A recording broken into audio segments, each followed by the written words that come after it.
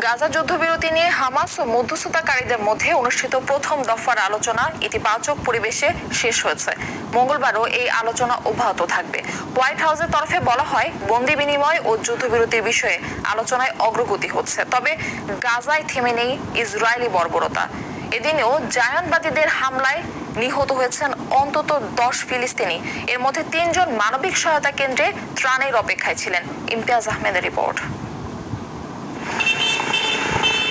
মিশরের শারম আল শেখে যুক্তরাষ্ট্রের মধ্যস্থতায় হামাস ও ইসরায়েলের মধ্যে অনুষ্ঠিত গাজা শান্তি আলোচনার প্রথম দিনের বৈঠক ইতিবাচক ইঙ্গিতেই শেষ হয়েছে।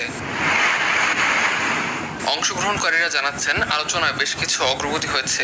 সোমবার শুরু হওয়া এই পরোক্ষ আলোচনার মূল লক্ষ্য মার্কিন প্রেসিডেন্ট ডোনাল্ড ট্রাম্পের প্রস্তাবিত 20 দফা শান্তি পরিকল্পনা বাস্তবায়নের পথ তৈরি করা। হোয়াইট হাউসের প্রেস সেক্রেটারি ক্যারোলিন লেভিট জানান, বন্দি বিনিময় ও যুদ্ধবিরতির বিষয়ে আলোচনায় অগ্রগতি হচ্ছে। বেশ কিছু বিষয়ে আলোচনা চলছে। ইসরায়েলি বন্দীদের মুক্তি ও ফিলিস্তিনি রাজনৈতিক বন্দীদের বিনিময়ের প্রস্তুতি চলছে। এর আগে ওয়াশিংটনে সাংবাদিকদের সঙ্গে আলাপকালে ভালো একটি চুক্তির সম্ভাবনার কথা জানিয়েছিলেন মার্কিন প্রেসিডেন্ট ডোনাল্ড ট্রাম্প। এ বিষয়ে অগ্রগতির কথা জানিয়ে ট্রাম্প বলেন, তার প্রস্তাবিত পরিকল্পনায় হামাস গুরুত্বপূর্ণ কিছু বিষয়ে সম্মতি দিচ্ছে।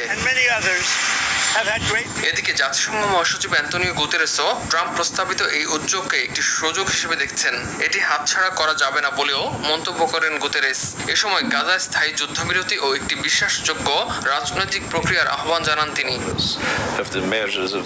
প্রথম দিনের আলোচনার পর প্রতিনিধি দলগুলো মঙ্গলবার পুনরায় আলোচনায় বসবেন। ইমতিয়াজ আহমেদ, RTV।